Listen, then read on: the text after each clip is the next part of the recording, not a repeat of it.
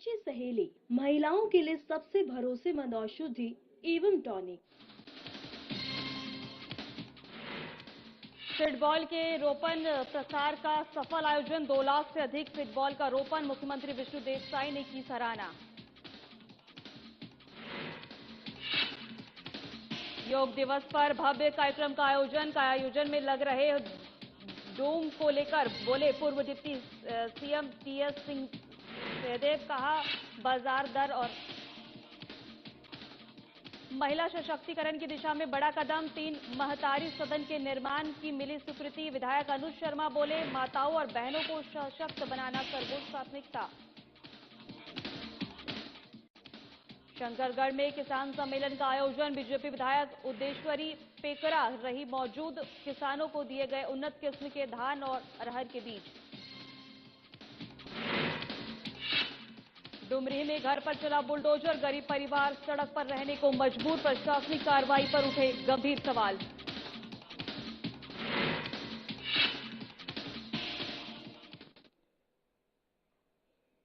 नमस्कार, मैं हूं आपके साथ सोनम रावण। की शुरुआत करेंगे छत्तीसगढ़ के जशपुर जिला वन मंडल ने पर्यावरण संरक्षण के क्षेत्र में ऐतिहासिक उपलब्धि दर्ज करते हुए एक ही दिन में 2 लाख से अधिक फुटबॉल के रोपण एवं प्रसार का सफल आयोजन किया, जिसमें golden book of world records में आधिकारिक रूप से दर्ज किया गया।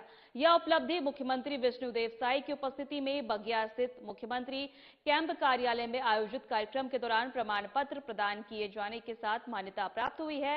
इस अवसर पर राज्य प्रमुख सोनल राजेश शर्मा ने जसपुर वन मंडल की ओर से यह प्रमाण पत्र वन मंडलाधिकारी शशि कुमार को सौंपा है। वहीं बता दें कि बीज गोला बनाबो जशपुर के जंगल ला बढ़ाबो और अभियान के तहत यह व्यापक पहल संचालित की गई है, जिसका उद्देश्य हरित आवरण बढ़ाना, जैव विविधता का संवर्धन करना और पर्यावरण संरक्षण में भागीदारी सुनिश्चित करना है। इस अभियान में स्थानीय नागरिकों, विद्यार्थियों और महिला स्व सहायता समूह, जनप्रतिनिधियों और वन विभाग के कर्मचारियों ने सक्रिय भागीदारी निभाई है, जिससे यह कार्यक्रम जन आंदोलन का रूप ले सका। मुख्यमंत्री ने इस पहल की सराहना करते हुए कहा कि शासन और समाज के संयुक्त प्रयास से पर्यावरण संरक्षण के लक्ष्य अधिक प्रभावी ढंग से प्राप्त किए जा सकते हैं। इस रिकॉर्ड ने जशपुर को राष्ट्रीय और अंतर्राष्ट्रीय स्तर पर नई पहचान दिलाई है और भविष्य के लिए हरित विकास की दिशा में एक प्रेरणादायक उदाहरण प्रस्तुत किया है।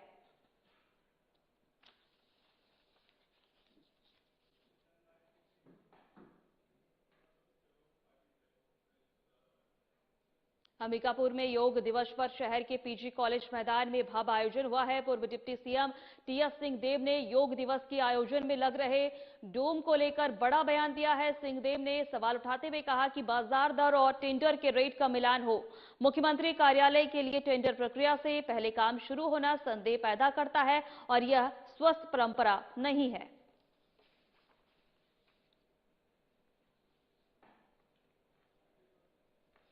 आपको एक फिर से बता दें कि अंबिकापुर में योग दिवस पर शहर के पीजी कॉलेज मैदान में भव्य आयोजन हुआ। पूर्व डिप्टी सीएम टीएस सिंहदेव ने योग दिवस के आयोजन में लग रहे डोम को लेकर बड़ा बयान दिया। सिंहदेव ने सवाल उठाते हुए कहा कि बाजार दर और टेंडर के रेट का मिलान हो। मुख्यमंत्री कार्यालय के लिए टेंडर प्रक्रिया से पहले काम शुरू होना संदेह पैदा करता है और यह स्वस्थ परंपरा नहीं है।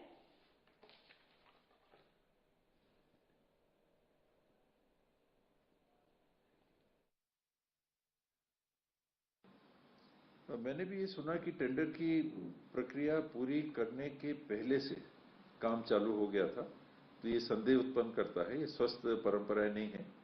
किस रेट में वो काम कर रहे हैं, प्रति स्क्वायर फुट इत्यादि क्या रेट है, ये बाजार में प्रचलित दर से इसका मिलान करना चाहिए और यदि उसमें भारी अंतर है तो फिर जांच का विषय है और उचित कार्रवाई भी होनी चाहिए। ये योग दिवस के नाम पे मुझे जहां तक जानकारी मिली है, ये कार्यक्रम किया जा रहा है, तो कार्यक्रम शासन समझती है उचित है तो करे, उसमें कोई दिक्कत नहीं रहती।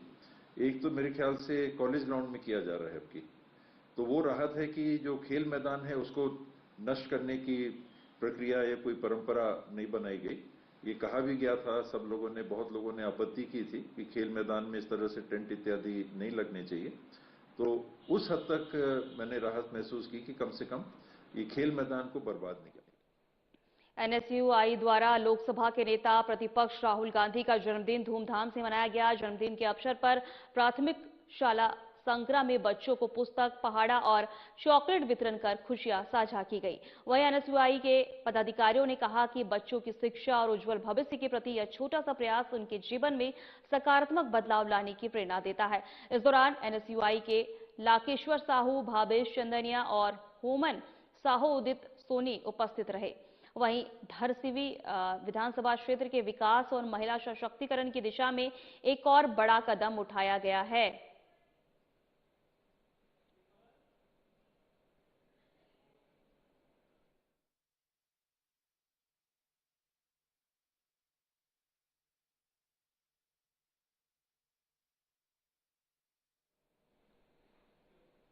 धरसीवा विधानसभा क्षेत्र के विकास और महिला सशक्तिकरण की दिशा में एक और बड़ा कदम उठाया गया है। स्थानीय लोकप्रिय विधायक अनुज शर्मा के अथक और निरंतर प्रयास से क्षेत्र की 3 प्रमुख ग्राम पंचायतों में महतारी सदन में निर्माण की महत्वपूर्ण स्वीकृति मिल गई है। इन ग्राम पंचायत बेलदार, सिवनी और कुरुद, सिलियारी और माढ़र में महतारी सदन में निर्माण के लिए 30-30 लाख की राशि स्वीकृत की गई है। इस सौगात से क्षेत्र की महिलाओं में भारी हर्ष का माहौल है। महतारी सदन के माध्यम से ग्रामीण महिलाओं को न केवल सामाजिक, सांस्कृतिक और रचनात्मक गतिविधियों के आयोजन के लिए एक व्यवस्थित स्थान मिलेगा, बल्कि महिला स्वसहायता समूह के सुदृढ़ीकरण और उनके बैठक के लिए भी यह भवन अत्यंत उपयोगी साबित होगा। मीडिया से चर्चा करते हुए विधायक अनुज शर्मा ने स्वीकृति पर प्रसन्नता व्यक्त करते हुए कहा कि धरसीवा के हर वर्ग का विकास और विशेषकर हमारी माताओं और बहनों को सशक्त बनाना मेरी सर्वोच्च प्राथमिकता में से एक है। यह महतारी सदन हमारी ग्रामीण महिलाओं के सशक्तिकरण, उनके मान सम्मान और स्वावलंबन का एक मजबूत केंद्र बनेगी।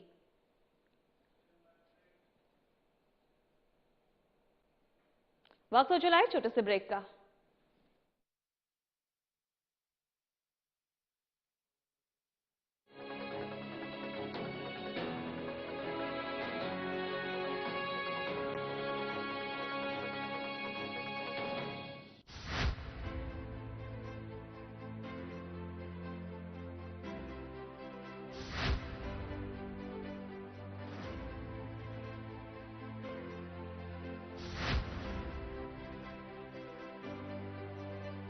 विजन 2047 की बात करते हैं। हाँ, पिक्चर पूरी बाकी है तो बहुत देश को आगे ले जाना है। वो तो ये था कि शतरंज की बिसात बिछाई जाती थी कि किस तरह से बिसात बिछाई जाए कि हम सामने वाले को पटका नहीं दे दें, लेकिन आजकल गुगली फेंका जा रहा है बहुत ज्यादा। क्या सामने वाले गुगली पर सिक्स नहीं लगा पा रहे, क्या लपक लिए जा रहे हैं? कांग्रेस पार्टी के बैट्समैन तो गोल्डन डक में आउट होने वाले हैं।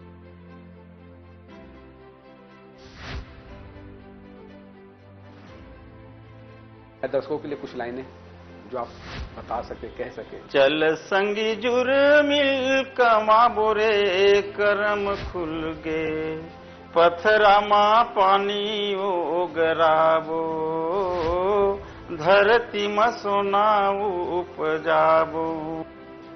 2014 के बाद से भारतीय राजनीति को किस तरह से देखते हैं? 2014 के बाद से इस देश में उन्नति का, तरक्की का, इस देश के लोगों के जीवन स्तर को ऊंचा उठाने का, गांव, गरीब, किसान, युवा, महिलाएं उनके जीवन में कैसे खुशहाली ला सकती है, अगर ये एजेंडा पहली बार तय किया है तो मोदी जी ने तय किया है।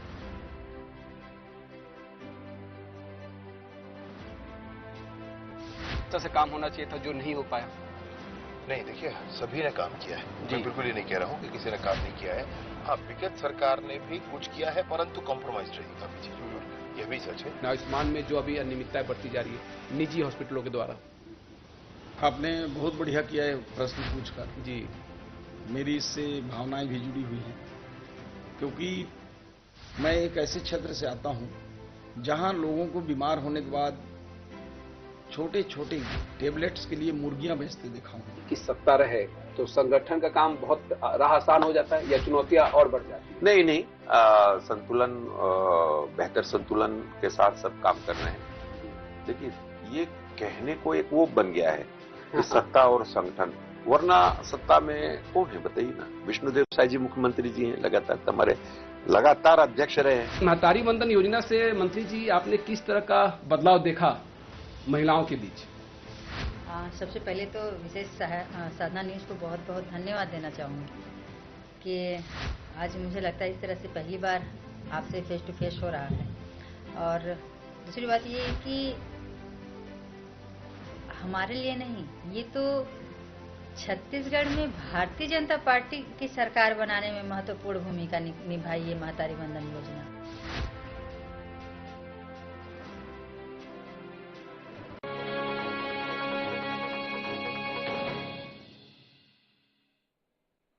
ब्रेक के बाद आपका स्वागत है। खबरों में आगे बढ़ेंगे। बलरामपुर जिले में विकासखंड शंकरगढ़ और सभा कक्ष में किसान सम्मेलन आयोजन किया गया। मुख्य अतिथि के तौर पर बीजेपी विधायक उद्देश्वरी पैकरा मौजूद रही। इसके साथ ही शासन की महत्वाकांक्षी योजना सम्मेलन में सभी विभागों के अधिकारी, कर्मचारी, जनप्रतिनिधि गण उपस्थित रहे। इस दौरान वनांचल क्षेत्र से आए किसानों को उन्नत किस्म का धान और अरहर का बीज वितरण किया गया। सरकार के द्वारा इस दिशा में लगातार प्रयास किए जा रहे हैं जिससे किसान अच्छी उपज कर सके। इस कार्यक्रम में सामरी क्षेत्र के विधायक उद्देश्वरी पेकरा, जिला सदस्य गीता पेकरा, जनपद उपाध्यक्ष प्रियदा सिंह देव, भारी संख्या कार्यकर्ता मौजूद रहे।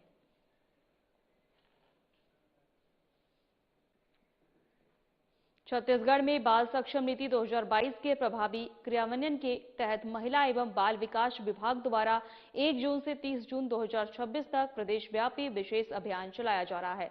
इस अभियान का उद्देश्य सड़क पर जीवन यापन कर रहे भिक्षावृत्ति, बाल श्रम, कचरा संग्रहण एवं अन्य जोखिमपूर्ण कार्यों में संलग्न बच्चों के पहचान का सुरक्षित रेस्क्यू, संरक्षण, अस्थायी पुनर्वास सुनिश्चित करना है। अभियान के दौरान बस्तर, दुर्ग, रायपुर सहित कई जिलों में जिला प्रशासन, बाल संरक्षण इकाई, श्रम विभाग, पुलिस और चाइल्ड हेल्पलाइन के 1098 की संयुक्त टीमों ने बस स्टैंड, रेलवे स्टेशन, बाजार, होटल, ढाबा, दुकान और निर्माण स्थलों पर निरीक्षण किया है। बच्चों की पहचान कर आवश्यक कार्रवाई की गई है तथा नागरिकों को बाल अधिकारों और कानूनों की जानकारी देकर जागरूक किया गया है। साथ ही पैम्पलेट वितरण कर संवेदनशील व्यवहार अपनाने का संदेश दिया गया है। अभियान लगातार प्रभावी निगरानी और पुनर्वास प्रक्रिया पर केंद्रित रहेगा और जारी रहेगी।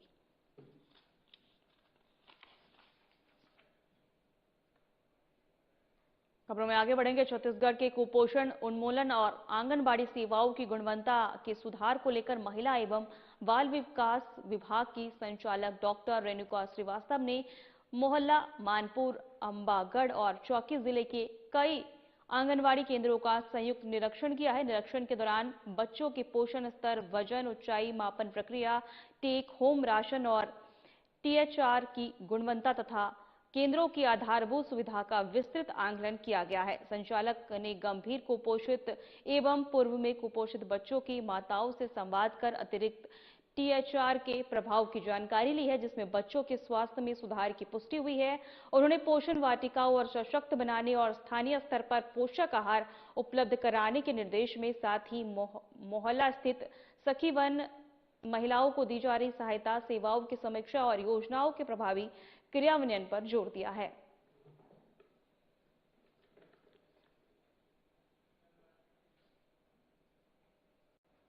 दुर्ग जिले के डूमरडीह गांव में एक गरीब परिवार जो कथित तौर पर पिछले 50 वर्षों से एक जगह पर रह रहा था, आज खुले आसमान के नीचे जिंदगी गुजारने को मजबूर है। आरोप है कि पुलिस बल की मौजूदगी में बुलडोजर चलाकर उनका घर ढहा दिया।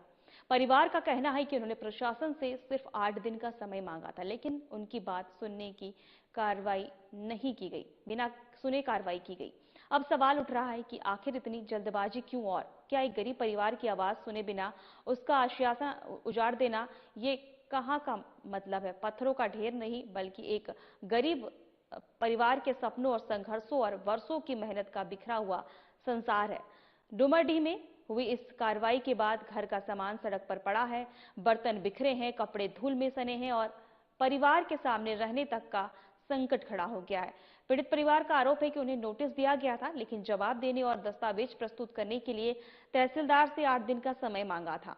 परिवार का दावा है कि समय देने के बजाय सीधे बुलडोजर पहुंच गया और कुछ ही देर में पूरा घर मलबे में बदल गया। सबसे चौंकाने वाला आरोप यह है कि कार्रवाई के समय घर में परिवार का कोई सदस्य मौजूद नहीं था। पीड़ितों का कहना है कि महिलाओं को पहले थाने में बिठाया गया और उसके बाद घर को तोड़ा गया। यदि यह आरोप सही है तो यह मामला सिर्फ एक प्रशासनिक कार्रवाई नहीं बल्कि गंभीर सवालों का विषय बन जाता है।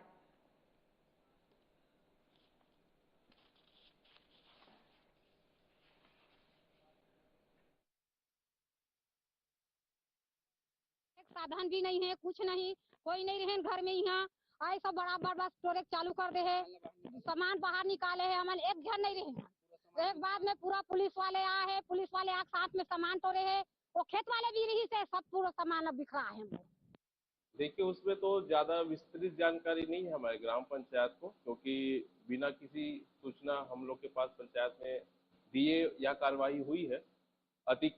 जानकारी के अनुसार वो अतिक्रमण से जुड़ा हुआ मामला है, तो उसमें जो प्रशासनिक आदेश हुआ है और जो संपूर्ण जो कार्य हुआ है उसमें कार्यवाही वगैरह, वो सब प्रशासनिक स्तर की बात है। हमें इस विषय में अभी ज्यादा जानकारी नहीं है। मुझे अभी भी जानकारी प्राप्त हुआ है कि शासन के द्वारा उनको लीगल नोटिस देकर बेदखली की कार्रवाई के संबंध में कार्रवाई की गई है। प्राप्त जानकारी के अनुसार उनके एक छोटी बच्ची है ना, जो वर्तमान में अभी बेघर हो गई है, उसे ग्राम पंचायत द्वारा औपचारिक रूप से किसी भी शासकीय भवन में रहने के लिए मतलब दी जाएगी। फिलहाल हमारे खास बुलेटिन में इतना ही। नमस्कार।